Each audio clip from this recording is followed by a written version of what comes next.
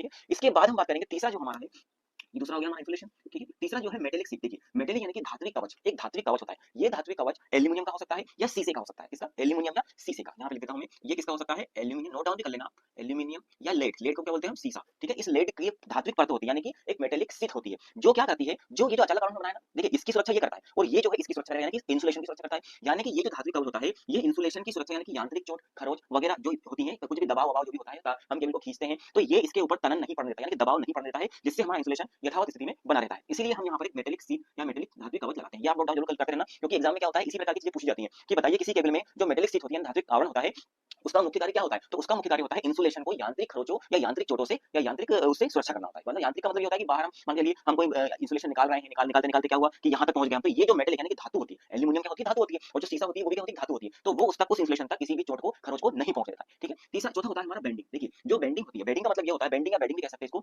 ये बेंडिंग इस metallic sheath यानी कि धात्विक कवच की सुरक्षा करती है। किस प्रकार से? ये एक प्रकार का रासायनिक पदार्थ होता है। क्या होता है? एक प्रकार का रासायनिक कंपाउंड बोल सकते हैं हम, एक क्या होता है? केमिकल कंपाउंड होता है, जिसमें हम क्या करते हैं, जो हमारा कागज होता है या फिर जो जूट होता है, जूट होता है ना, उस जूट को इस बेंडिंग कंपाउंड में डुबा करके इस मेटेलिक सीट के ऊपर लपेट दिया जाता है, ठीक है। जिससे क्या होता है, देखिए ये जो हमारा धातु है, देखिए धातु है, सीधी बात है, जंग भी लग सकती है। तो ये जो बेंडिंग कंपाउंड होता है, वो इस मेटेलिक सीट यानी कि अचालक जो हमारा धात्विक कवच है, इसकी सुरक्षा जंग वगैरह से बचाने के लिए करता है, यानी कि नमी या इसको भी यांत्रिक चोटों से बचाने के लिए करता है। दबाव दबाव ना पड़े इस धात्विक कवच के ऊपर, ये टूटे ना, इसमें जंग ना लगे, इसमें हवा पास ना हो, इसमें पानी पास ना हो, ठीक है। इसीलिए ये बेंडिंग कंपाउंड इस धात्विक आवरण की सुरक्षा करता है।